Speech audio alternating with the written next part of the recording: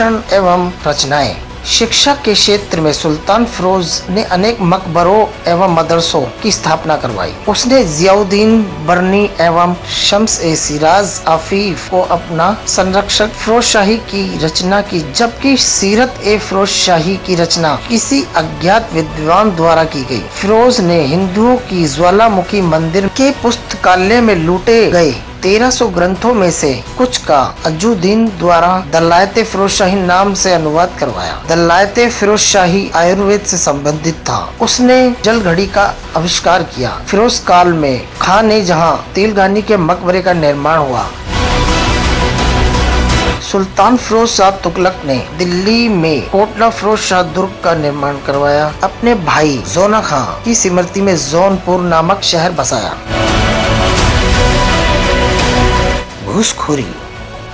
सुल्तान फिरोज शाह तुगलक ने प्रशासन में स्वयं घूसखोरी को प्रोत्साहित किया था। आफीफ के अनुसार सुल्तान ने एक घुड़सवार को अपने खजाने से 1 टका दिया ताकि वह रिश्वत देकर अर्ज में अपने घोड़े को पास करवा सके। फिरोज तुगलक सल्तनत कालीन पहला शासक था जिसने राज्य की आमदनी का ब्यौरा तैयार करवाया। ख्वाजा हिसामुद्दीन ने एक अनुमान के अनुसार फिरोज तुगलक के शासनकाल की वार्षिक आय 6 करोड़ 75 लाख टका थी।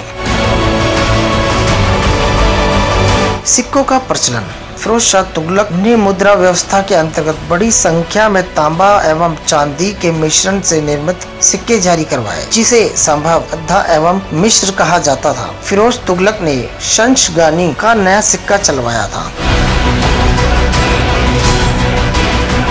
उसने सिक्कों पर अपने नाम के साथ अपने पुत्र अथवा उत्तराधिकारी फतेह खां का नाम अंकित करवाया। फिरोज शाह ने अपने को खलीफा का नायब करा तथा सिक्कों पर खलीफा का नाम अंकित करवाया। फिरोज शाह तुगलक का शासन कल्याणकारी निरंकुशता पर आधारित था। वह प्रथम सुल्तान था जिसने विजयों तथा युद्धों की तुलना में अपनी प्रजा की भौतिक उन्नति को श्रेष्ठ स्थान दिया। शासक के कर्तव्यों का विस्तृत किया तथा इस्लाम धर्म को राज्य शासन का आधार बनाया। हेनरी इलियट और एल्फिंस्टन ने फिरोज शाह तुगलक को सल्तनत का अकबर कहा। फिरोज शाह तुगलक की सफलताओं का श्रेय उसके प्रधानमंत्री खान जहां मकबूल को दिया जाता है। फिरोज शाह की मृत्यु एवं उत्तराधिकारी। फिरोज की सैन्य नीति बेहद ही कमजोर रही, जिसके कारण उसे बंगाल में कई बार शिकस्त मिली और कई बार तो उसके अयोग्यता और लापरवाही के कारण हजारों सैनिकों को अपनी जान से हाथ धोना पड़ा। अपने शासनकाल में उसके हाथ ज्यादातर असफलता ही लगी। फिरोज शाह तुगलक के उत्तराधिकारी के रूप में उसका पोता तुगलक शाह नियुक्त हुआ, लेकिन 19 फरवरी 1359 को कुछ लोगों ने तुगलक शाह की हत्या कर दी और उसके चचेरे भाई अबू बकर को सुल्तान घोषित कर दिया। फिरोज शाह तुगलक अपने अंतिम दिनों में अनेक रोगों से ग्रसित हो चुका था। उसके ही काल में उसके सभी बेटों की हत्या कर दी गई थी और 1388 ईस्वी में फिरोज शाह तुगलक की मृत्यु हुई